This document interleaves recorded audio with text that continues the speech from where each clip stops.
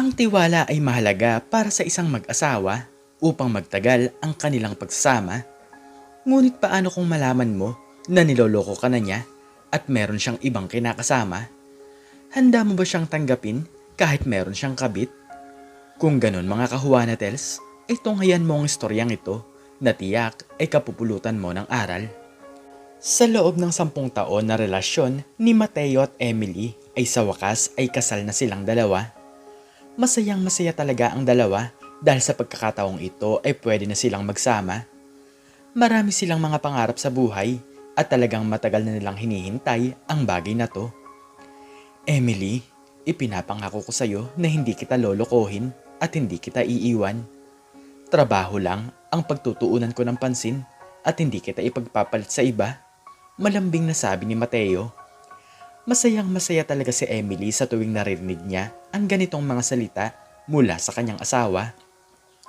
Ako din Mateo, magiging mabuting asawa ako sa'yo at magiging mabuting ina kung sakaling magkaroon na tayo ng anak. Sa'yo lang ako at kahit na kailan ay hindi kita lolokohin. Masayang sagot ng babae. Talagang inggit na inggit ang iba nilang mga kapitbahay dahil sobrang swerte daw ni Emily sa kanyang napangasawa. Sobrang bait daw nitong lalaki at trabaho lamang ang pinagtutuunan ng pansin. Bukod sa masipag ay mapagmahal din daw itong asawa na sa tuwing uuwi ay palaging may dalang pasalubong sa kanya. Alam mo Emily, sobrang swerte mo talaga kay Mateo. Sa tingin ko ay wala sa kanyang pagkatao ang pagiging isang babaero, sabi ng isang matandang babae. Naku tita, tama po kayo dyan. Wala sa isip ni Mateo ang maghanap ng iba. Trabaho lang po ang pinagkakaabalahan niya sa buhay dahil marami po siyang pangarap para sa aming dalawa.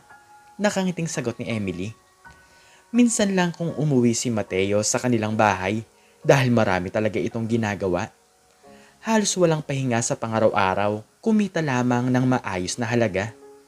May tiwala naman dito si Emily kahit hindi niya palaging nakikita ang lalaki.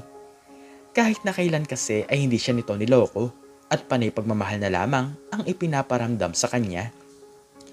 Ang kasabihan nga ng mga tao ay bibihira na lamang ang katulad ni Mateo na nagmamahal ng tapat sa kanyang asawa. Isang araw ay nagpapalambing ang babaeng si Emily. Tinanong nito ang kanyang asawa kung kaya ba nito na ipagpalit siya sa iba. Mateo mahal, kaya mo ba akong ipagpalit sa iba? Isang araw ba ay pwedeng mawala ang pagmamahal mo sa akin? Natatawang tanong ni Emily.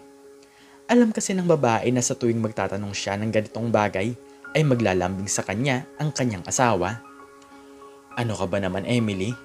Alam mo na ang sagot ko dyan. Pero kahit na kailan ay hindi ako magsasawang sabihin sa'yo na ikaw lang ang mahal ko at hindi ako para tumingin pa sa iba.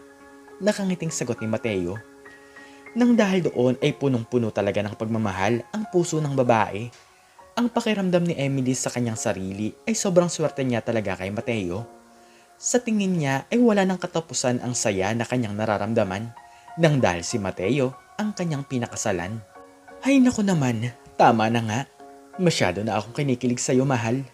Saglit lang ha at ipagluluto lang kita ng pwede mong kainin. Alam ko naman na pagod ka sa trabaho. Hayaan mong ikaw naman ang paglingkuran ko, nakangiting sabi ni Emily. Bilang kapalit sa pagsasakripisyo ng kanyang asawa, ay pinagsisilbihan naman ito ng babae tuwing uuwi ito sa kanilang bahay. Walang ibang ginagawa si Mateo kundi ang magpahinga at manood ng mga palabas sa telebisyon. Pagkatapos noon ay minamasahe pa ni Emily ang mga kamay at braso ng lalaki nang sa ganon ay mabawasan ang pangangalay ng katawan nito. Ngunit hindi pa tumatagal ng 3 oras na nasa bahay si Mateo ay agad itong napatiblag sa kanyang kinauupuan. Emily, pasensya ka na ha, pero kailangan kong umalis. May kailangan lang akong asikasuhin sa aking trabaho, nagmamadaling sabi ni Mateo. Ganun ba? O sige mahal, palagi ka mag-iingat ha. Kapag kailangan mo ng kausap, ay tumawag ka lang sa akin. Kung meron kang problema, ay pwede naman kitang tulungan. Nag-aalalang sagot ni Emily. Agad inihanda ng lalaki ang kanyang mga kagamitan para sa kanyang pag-alis. Muli ay nalungkot si Emily dahil halos lingguhan lamang kung umuwi ang kanyang asawa. Masyado itong busy sa trabaho lalo na't marami silang gastusin sa bahay. Gusto man niyang pumasok din sa kumpanyang pinapasukan ni Mateo, pero pilit itong pinipigilan ng kanyang asawa. Lumipas ang isang linggo ay muling umuwi si Mateo sa kanilang bahay. Inamin ni Emily sa kanyang asawa na gusto na nitong magkaroon ng sarili nilang anak. Matagal na kasi nitong pangarap na maging isang pamilya na sila. Mateo, gusto ko sanang sabihin sa'yo na gusto ko na sanang magkaroon ng anak. Para naman habang malakas pa tayo ay mapalaki natin sila ng maayos. Nakayokong sabi ni Emily sa kanyang asawa. Nang marinig ni Mateo ang sinabi ng kanyang asawa ay biglang nanginig ang kanyang mga tuhod. Bumilis ang pagtibok ng puso nito na parang takot na takot sa mga sinabi ng babae. Bago sumagot si Mateo ay huminga muna ito ng malalim. Alam mo Emily, gusto ko na rin talagang magkaroon ng anak. Pero baka hindi pa natin kayanin. Gusto kong mag-ipon muna ng pera para sigurado tayo na matutustusan natin ang lahat ng kanilang mga pangangailangan. Hindi ba tama ako? Alam mo naman na gusto ko munang maging mayaman. Seryosong sagot ni Mateo. Nang dahil doon ay masayang masaya ang babae dahil mayroon talagang pangarap si Mateo para sa kanilang dalawa. Tama nga naman ang lalaki na dapat handa na sila kung sakaling magkaroon sila ng sariling anak. Tama ka mahal, pasensya ka na kung nararamdaman ko ang tungkol sa bagay na to. Hindi ko man lang naisip na baka hindi nga natin mabigyan ng magandang buhay ang bata kung wala naman tayong hawak na sapat na pera. Positibong sagot ni Emily. Nangako si Mateo na isang araw ay magagawa rin nila ang bagay na to. Kapag handa na sila sa kanilang buhay ay sasabihan niya naman ang kanyang asawa na pwede na silang bumuo ng isang masayang pamilya. Gusto ko kasi Emily ay yung mapag-aaral natin siya nang wala tayong poproblemahin sa pera. Gusto ko ay yung may bibigay ko sa kanya ang kanyang mga kagustuhan. Hindi tulad ng iba na nag-anak ng maaga kaya pag-alaga lang ang mga anak sa kalsada. Alam ko naman na naiintindihan mo ako. Malambing na sabi ni Mateo. Oo naman, ikaw pa ba mahal? Kahit na kailan ay may tiwala ako sa kung anong gusto mong mangyari. Alam kong may plano ka para sa ating dalawa. Sagot ni Emily. Nang matapos ang kanilang pag-uusap ay sabay silang natulog. Ngunit sa paggising ng babae ay wala na agad sa kanyang tabi ang lalaki at mukhang maaga itong umalis sa kanilang bahay. Lumipas ang mga buwan ay hindi na sumasapat para kay Emily ang pera na ibinibigay ni Mateo sa kanya. Humihingi man siya ng karagdagan, ngunit tinatanggihan naman siya ng kanyang asawa. Mateo, pambayad lang to sa kuryente at tubig. Nakakahiyaman sa'yo pero baka naman madagdagan mo ang pera. Nakayokong sabi ni Emily. Sa unang pagkakataon ay napagtaasan siya ng boss ng lalaki. Ano ka ba Emily? Hirap na nga ako sa pagtatrabaho tapos humihingi ka pa ng dagdag. Hindi mo kasi alam na meron akong pinag-iipunan. Mataas na boses ni Mateo. Nang dahil doon ay nakaramdam ng lungkot ang babae, ngunit kinausap pa rin ito ang kanyang asawa. Ano ba ang pinag-iipunan mo mahal? Pasensya ka na. Naiintindihan naman kita. Malungkot na tanong ni Emily. Pasensya ka na rin pero nag-iipon ako ng pera para makapagpatayo tayo ng sariling bahay. Alam mo naman na malaki rin ang binabayaran natin buwan-buwan. Kaya nagtitiis talaga ako, makaipon lamang ng pera. Sagot ni Mateo. Wala pa kasi silang sariling bahay at sa ngayon ay umuupa muna sila. Halos 5,000 rin ang nadadagdag sa gastusin nila kada buwan nang dahil dito. Agad namang pumayag si Emily dahil para sa kanilang dalawa rin naman ang pinag-iipunan ng kanyang asawa. Balak niyang magtinda na lamang ng kung ano-anong bagay sa harapan ng kanilang bahay upang mayroon siyang panggastos para sa kanyang sarili. Simula noon ay nagtitinda ito ng pang-umagahan. Ito ang nagsisilbing daan upang kumita siya ng maliit na halaga at magkaroon ng pandagdag na pera para sa kanilang mga bayarin. Pero sa paglipas ng mga linggo ay hindi pa rin ito sumasapat. Hindi na nga siya makakain ng maayos dahil saktuhan lang ang ibinibigay na pera ni Mateo sa kanya. Nahihirapan na talaga siya sa kanyang buhay pero naiisip rin naman niya na nahihirapan din naman ang kanyang asawa. Kailangan kong magtiis. Alam kong nahihirapan din si Mateo sa kanyang trabaho. Hindi dapat ako mag-inarte at kailangan kong makatulong sa kanya. Tutal, wala pa naman kaming sariling anak, sabi ni Emily sa kanyang sarili. Ipinagpatuloy niya ang pagtitinda ng umagahan. Mag-isa man siyang kumikilos pero handa siyang magtiis, gumanda lamang ang kanilang buhay. Kahit na papaano ay nakakatulong ito sa kanyang pangaraw-araw na pagkain. Para naman hindi siya palaging nakaasa sa pera ng kanyang asawa.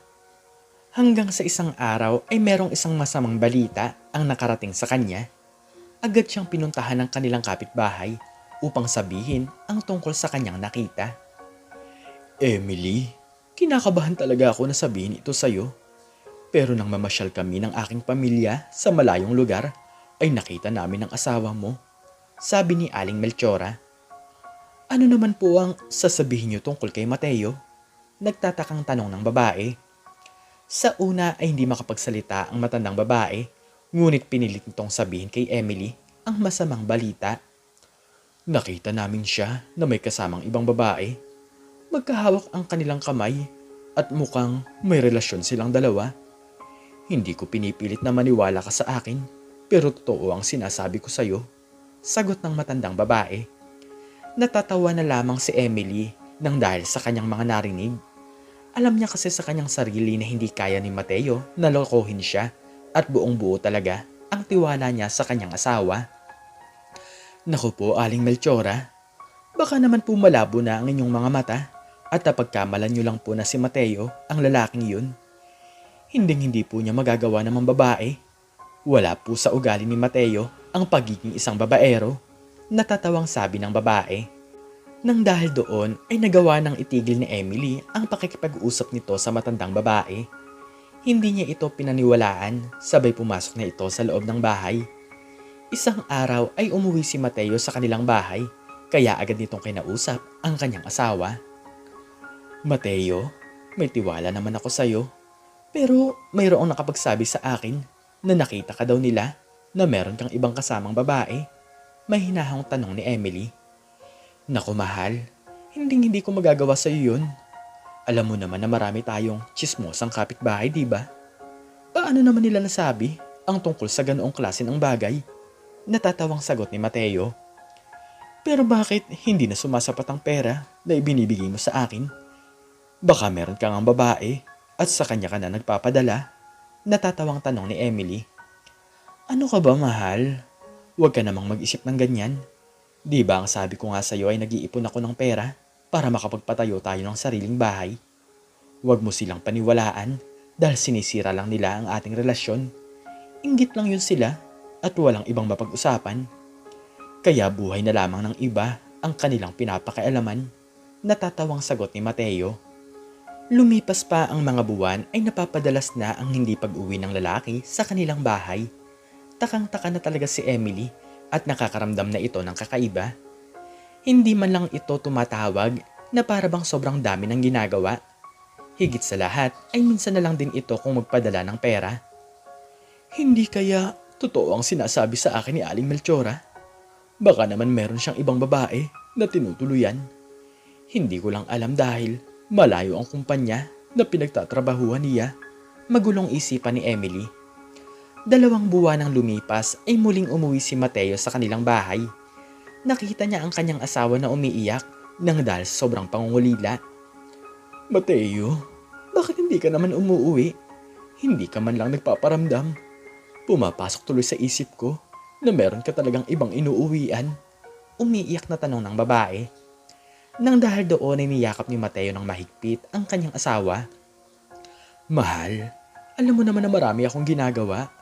Pagod na pagod ako sa trabaho, kaya napipili ko na lang na magpahinga. Paliwanag ng lalaki. Marami pa itong nagiging palusot kay Emily para hindi siya nito mahuli sa kanyang pambababae. May nasira daw itong gamit sa kanilang trabaho na kinailangan niyang mabayaran kaya hindi siya nakakapagpadala ng pera. Totoo ba mahal? Bakit hindi mo naman sinabi sa akin para hindi naman ako nag-aalala?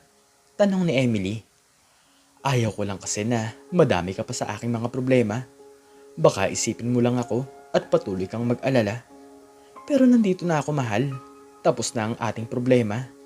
Huwag ka nang umiyak dahil kilala mo naman ako, di ba? Hindi naman kita para ipagpalit sa iba. Malambing na sabi ni Mateo. Napapailing na lamang ang lalaki dahil muntik na siyang mahuli ni Emily. Hindi na niya alam pa kung ano pa ang pwede niyang gawing palusot dahil baka magkagulo sila kung mabunyag ang kanyang sekreto. Wala naman kasi talaga siyang pinag-iipunang bahay at wala naman talaga siyang plano na magpatayo ng sarili nilang bahay. Ang lahat ng kanyang kinikita ay ipinambibili niya ng regalo sa kanyang kabit. Matagal na silang may relasyon at pilit niya itong itinatago sa kanyang asawa. Wala namang mangyayaring gulo kung sakaling hindi malaman ni Emily ang tungkol sa bagay na to. Malayo naman kami sa isa't isa, kaya malaya kong magagawa ang aking gusto. Mahal ko naman si Emily, pero hindi siya sapat para sa akin, sabi ni Mateo sa kanyang isipan. Ayaw ni Emily na iparamdam sa kanyang asawa na wala siyang tiwala dito. Nang dahil doon ay muli niyang pinagkatiwalaan si Mateo upang hindi na humaba pa ang gulo. Baka nga mali siya sa kanyang pagdududa na merong ibang babae ang kanyang asawa. Baka sa bandang huli ay siya pa ang mapahiya nang dahil sa kanyang maling panghusga. Pero nagtataka na talaga si Emily sa mga ikinikilos ni Mateo. Sa tuwing umuwi ito ay dumediretso ito sa higaan upang matulog. Hindi na siya nito binibigyan ng oras at minsan na lamang siya nito kung kausapin. Parang hindi na ito ang dating Mateo na nakilala niya. Hindi na siya nakakaramdam ng pagmamahal pero pinipilit pa rin niya na maging positibo sa lahat ng mga nangyayari. Maya-maya lamang ay hindi na napigilan ni Emily na umagos ang kanyang luha. Sobrang dami niyang mga tanong sa kanyang sarili pero naguguluhan pa rin siya. Nagising na lamang si Mateo nang dahil sa boses ng kanyang asawa. Nang makita nito si Emily na umiiyak ay agad niya itong nilapitan. Mahal, may problema ka ba? Sabihin mo lang sa akin at baka matulungan kita, tanong ni Mateo. Gulong-gulo na kasi ako eh. Hindi ko na malaman kung ano ba ang nangyayari sa'yo. Mahal mo pa ba ako, Mateo? Bakit parang nawawalan ka na ng oras sa akin? Pasensya ka na dahil baka mali lang ang nararamdaman ko. Umiiyak na sagot ni Emily. Napapakamot na lamang ang lalaki sa kanyang ulo dahil nagsimula na naman siyang pagdudahan ng kanyang asawa. Mag-iisip na naman siya ng paraan upang pagtakpan ang kanyang mga pagkukulang. Emily, kumalma ka lang. Magtiwala ka lang sa akin. Hindi naman kita para lokohin. Huwag ka kasing makinig sa sinasabi ng iba. Ako ang asawa mo, kaya dapat ay sa akin ka maniwala. Nagpapahinga lang ako dahil alam mo naman na palagi akong pagod sa trabaho. Malambing na sabi ni Mateo. Sana nga ay mali ang nararamdaman ko. Hindi ko talaga kakayanin kung sakaling malaman ko na mayroon kang ibang babae. Umiiyak na sagot ni Emily. Naglapit na lamang sila sa kama upang sabay na matulog. Kung ano-anong paliwanag ang sinasabi ni Mateo tungkol daw sa kanyang trabaho. Marami daw talaga siyang ginagawa kaya hindi na magkaroon ng oras sa kanya. Natural daw ang ganitong mga pangyayari sa buhay mag-asawa. Nang dahil doon ay kumalma na si Emily at nagsimula na itong makatulog. Pero 1 oras pa lamang ang nakakalipas ay bigla itong nagising nang biglang bumangon si Mateo sa kanilang higaan. Mahal, pasensya ka na ha, dahil kailangan ko na munang umalis. May mahalaga lang akong aasikasuhin. Nakaka-stress na talaga ang trabaho, pero kailangan kong gawin ang bagay na to.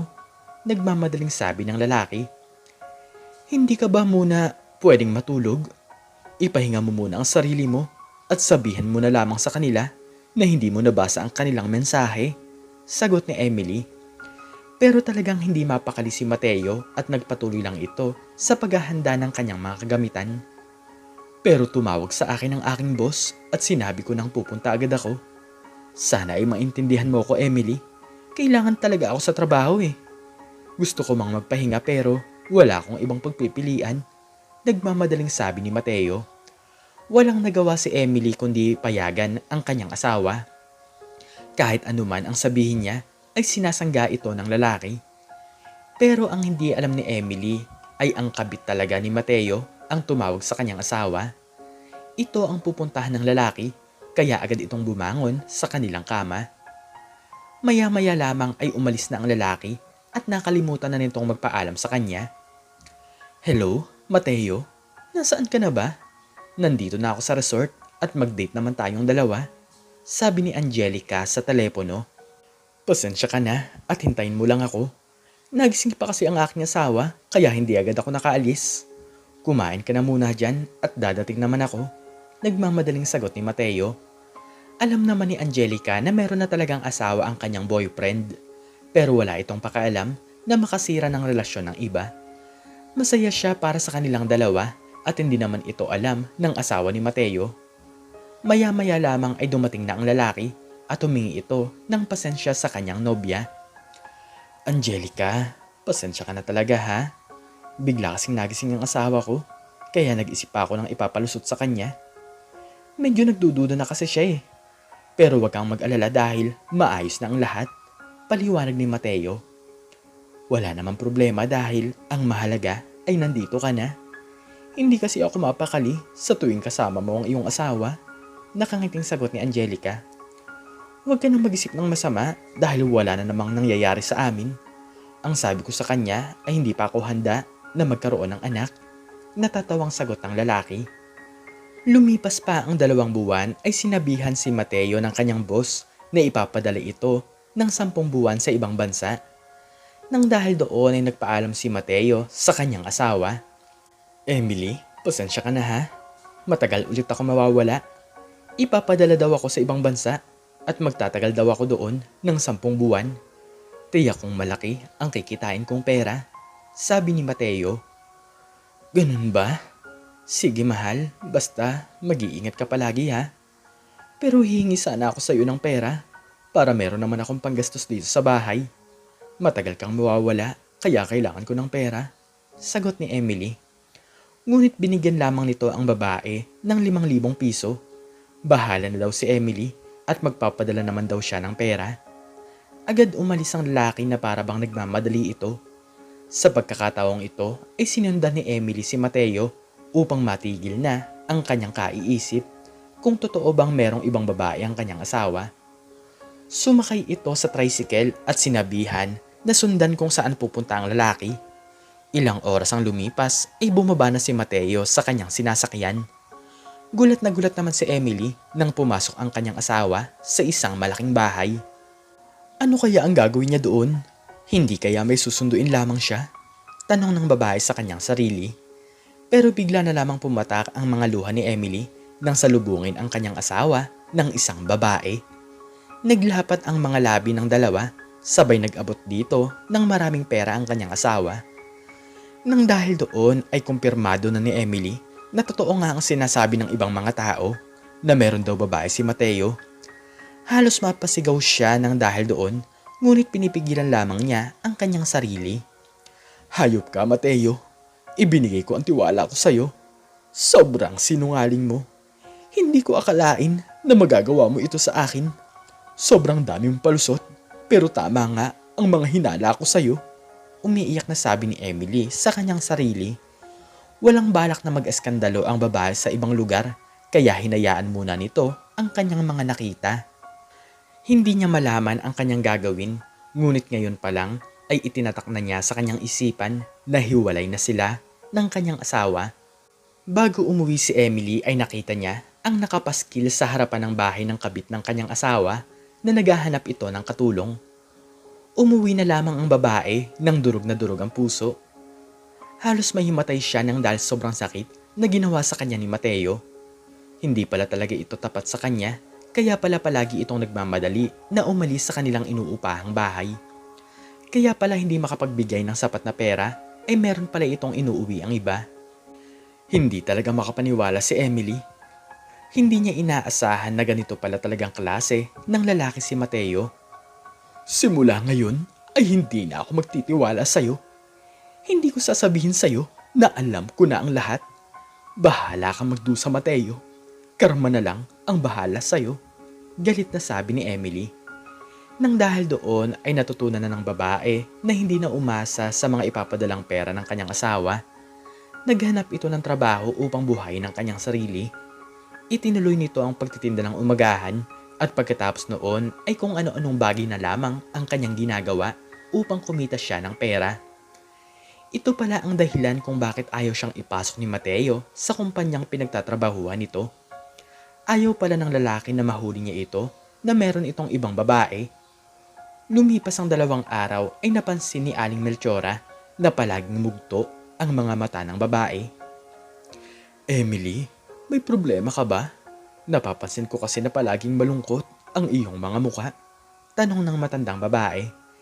Nang dahil doon ay nagsimulang tumulo ang mga luha ng babae dahil hindi talaga nito makayanan ang kanyang pinagdadaanan. Opo tita, tama po kayo sa inyong nakita. Meron nga pong ibang babae si Mateo at nahuli ko po silang 2. Pero hindi po alam ng aking asawa na alam ko na po ang tungkol sa bagay na to. Umiiyak na sagot ni Emily. Sabi ko naman sa'yo hindi ko naman siya para siraan sa'yo. Iniisip lang kita na baka sa huli ay magsisi ka. Pero tingnan mo Emily, ngayon ay alam mo na ang katotohanan. Naaawang sabi ni Aling Melchora. Pasensya na po kayo kung hindi ako naniwala sa inyo. Hindi naman po kasi ganoon ang pagkakakilala ko kay Mateo. Maraming salamat po sa mga ibinalita niyo po sa akin. Nakayukong sagot ni Emily. Isang araw ay muling nakaramdam ng galit si Emily. Halos mawala na ito ng pag-asa sa kanyang buhay nang dahil sa mga panlulokong ginawa sa kanya ng kanyang asawa. Nag-iisip siya ng paraan upang makabawi sa 2. Maya-maya lamang ay nabuhayan ng loob si Emily at naisip nito na bakit hindi siya pumasok bilang isang katulong sa kabit ng kanyang asawa. Tutal ay hindi naman siya nito kilala kaya malaya siyang makakaganti dito. Nang dahil doon ay agad niya itong pinuntahan. Nag-apply siya doon bilang isang katulong at naging maayos naman ang lahat. Tinanggap siya ni Angelica sa trabaho. Pinipigilan talaga ni Emily ang kanyang sarili na ipakita ang kanyang galit sa kabit ng kanyang asawa. Nakita niya kasi doon ang iba sa mga kagamitan ni Mateo. Ma'am Angelica, siya po ba ang inyong asawa? Tanong ni Emily. Oo, siya nga pala si Mateo. Nakangiting sagot ng babae. Nakaisip ng paraan si Emily upang makahagip na impormasyon sa kabit ng kanyang asawa. Ganun po ba? Pero matanong ko lang po, ilang taon na po ba kayong 2? Muling tanong ng babae. Masayang sinagot ni Angelica ang mga itinatanong ng kanyang kasambahay. Pigil na pigil talaga ni Emily ang kanyang galit dahil mas masasaktan pa pala siya sa kanyang mga malalaman. 3 araw pa lamang silang kasal ni Mateo nang sagutin ni Angelica ang lalaki. Kung ganun pala, ay matagal na siya nitong niloloko at hindi man lang siya nakaramdam ng kakaiba. Gustong-gusto nang magalit ni Emily, ngunit may mas maganda siyang pinaplano upang makabawi sa kanilang mga panloloko. Humanda kayong 2 sa gagawin ko. Hindi pa tayo tapos. Napakalandi mong babae ka, Angelica, pero ngayon ay magdudusa ka. Galit na sabi ni Emily sa kanyang isipan. Simula noon ay doon na nagtatrabaho si Emily. Wala namang kaalam-alam si Angelica na ito pala ang tunay na asawa ni Mateo. Hindi alam ng babae na may masama na pala itong binabalak sa kanya. Nag-isip-isip si Emily kung ano ang kanyang unang gagawin sa makating babae. Habang naguhugas ito ng mga pinagkainan ay nakaisip ito ng masamang paraan. Napangiti na lamang si Emily habang naiisip nito ang mangyayari kay Angelica kung sakaling lagyan nito ng kemikal ang bawat iniinom nitong kape bawat umaga. Handa na talaga ang babae na gawin ang kanyang paghihiganti. Kinabukasan habang nagtatrabaho sa bahay si Angelica ay inutusan nito ang kanyang kasambahay. Emily, pwede mo ba akong ipagtimpla ng kape? Sobrang busy ko kasi dito sa aking ginagawa. Utos ni Angelica. Sige po ma'am, makikihintay na lang po. At kumukulo na po ang dugo ko sa inyo. Sagot ni Emily. Nang dahil doon ay nagtaka si Angelica sa naging sagot ng kanyang kasambahay. Ano? Anong sinabi mo? Nakasimangot na tanong ni Angelica. Ang sabi ko po ay saglit lang po at mag-iinit lang po ako ng tubig. Palusot ni Emily. Maya-maya lamang ay sinimulan ng timplahin ng babae ang kape. Inihalo niya dito ang nabili niyang gamot sa butika upang unti-unting masiraan ng bait si Angelica. Ma'am, ito na po ang kape. Sana po ay magising kayo niyan para makapagtrabaho po kayo na maayos. Nakangiting sabi ni Emily. Sige na, sige na. Maraming salamat at pagtatrabaho na ako. Gumawa ka na lang ng ibang gawaing bahay at lumayo ka muna sa akin dahil baka maabala mo ako. Sagot ni Angelica. Natatawang umalis si Emily sa harapan ng kabit ng kanyang asawa. Nilagyan niya ito ng pampatulog na may halong pampasira ng utak. Maya-maya lamang ay nakatulugan ni Angelica ang kanyang trabaho at nang dahil doon ay galit na ang boss ng babae. Nang dahil doon ay nilagyan naman ni Emily ng bukas na tsokolate ang damitan ng kanyang amo. Gusto nitong masulit ang ilang buwan niyang pagtatrabaho doon para lamang makaganti sa lahat ng mga nangyari.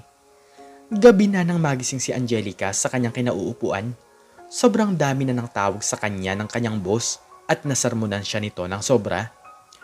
Emily, bakit hindi mo naman ako ginising? Kanina pa pala akong nakatulog. Hanggang ngayon nga ay tinatamaan pa rin ako ng antok. Tanong ni Angelica. Naku ma'am, hindi ko na po kayo inabala dahil ito po ang sabi niyo sa akin, di ba? Hinayaan ko na lamang po muna kayo dahil mukhang pagod na pagod po kayo sa trabaho. Pakunwaring sagot ni Emily. Nang dahil doon ay napagdesisyonan ni Angelica na maligo muna nang sa ganun ay mawala ang antok na kanyang nararamdaman. Maya-maya lamang ay narinig ni Emily na napasigaw ang kabit ng kanyang asawa. Buti nga sa'yo. Tutal, makati ka naman. Kaya bagay lang sa'yo, nakagatin ka ng maraming langgam. Natatawang sabi ni Emily. Agad siya nitong tinawag upang humingi ng tulong. Kitang-kita niya kung paano kamuti ni Angelica ang sariling mga balat. Emily, tulungan mo nga ako dito at pagpagin mo ang langgam sa katawan ko. Bakit ba naman kasi nagkaroon ng langgam sa aking damitan? Nagmamadaling sabi ni Angelica. Hindi ko rin po alam ma'am. Baka naman po may naiwan kayong pagkain sa inyong bulsa. Bago po kayo mag-iwan ng damit, ay tingnan niyo po muna kasi kung meron kayong naiwan. Pakunwaring sagot ni Emily. Nang dahil doon ay hinanap ni Emily ang kanyang nilagay na tsokolate. Hindi siya nagpahalata na siya talaga ang naglagay doon at isinisisipan niya ito kay Mateo. Ma'am Angelica, sa tingin ko po ay baka galing po ito sa inyong asawa. Baka nalimutan niya pong kunin at nilagay niya po sa inyong damitan. Sabi ni Emily. Sige na, hayaan mo na. Sigurado ako nito na dadami ang pantal ko sa aking katawan. Si Mateo talaga, nag-iwan pa ng tsokolate. Inis na sagot ni Angelica. Natatawa na lamang si Emily dahil hindi nahalata ni Angelica ang mga langgam dahil nakasarado ang ilaw. Pakunwari niya lamang itong tinutulungan, ngunit ang totoo niyan ay sobrang saya ng kanyang pakiramdam. Lumipas sa mga buwan ay kung ano-anong pagbawi na lamang ang ginagawa ng babae. Ngunit kahit na ganon ay hindi pa rin nakakahalata si Angelica na si Emily talaga ang gumagawa nito sa kanya. Wala pa rin itong kaalam-alam na ang kanyang kasambahay ang tunay na asawa ng kanyang nobyo. Pumangit ang balat ni Angelica at biglang nag-iiba ang itsura.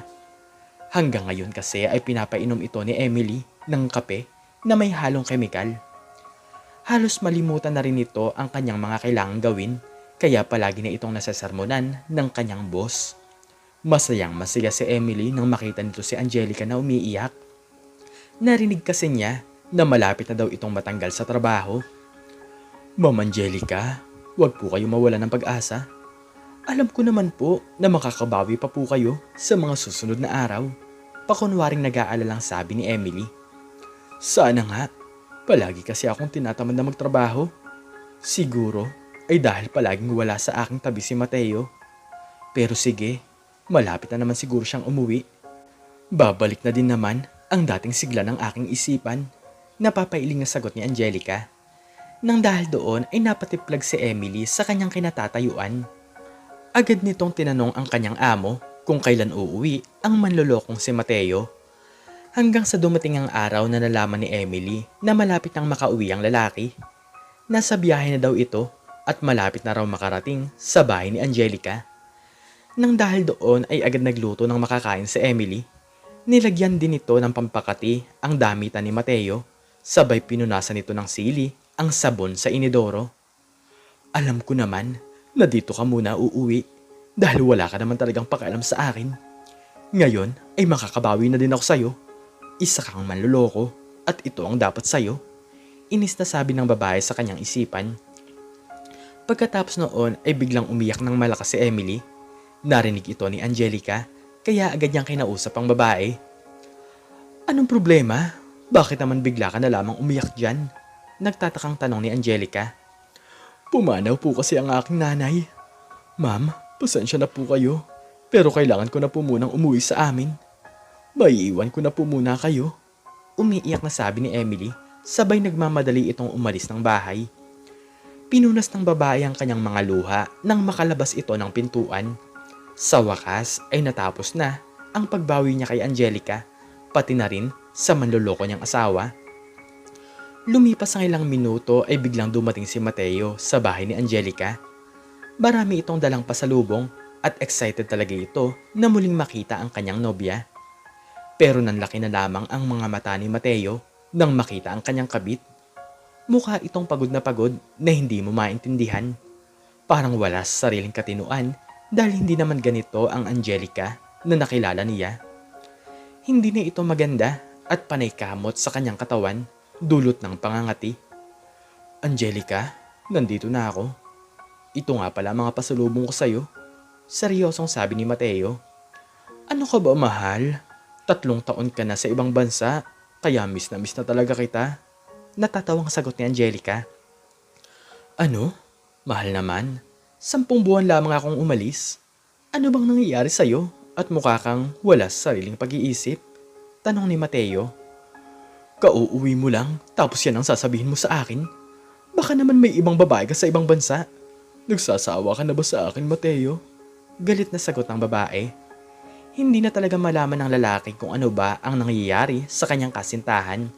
Biglang nagbago ang ugali nito at para bang palaging lutang. Sige na nga, dyan ka na muna at magbibihis muna ako. Nabasa kasi ako ng ulan. Paalam ni Mateo. Nang makapagpalit ng damit ang lalaki ay biglang nangati ang pangangatawan nito. Kamot ito ng kamot kaya nagmamadali itong pumunta sa banyo. Walang ibang nagawa si Mateo kundi ang maligo, ngunit sa paggamit nito ng sabon ay bigla itong nakaramdam ng panginginit ng katawan. Unti-unting humapdi ang pakiramdam ng kanyang mga balat nang dahil sa maanghang na katas ng sili.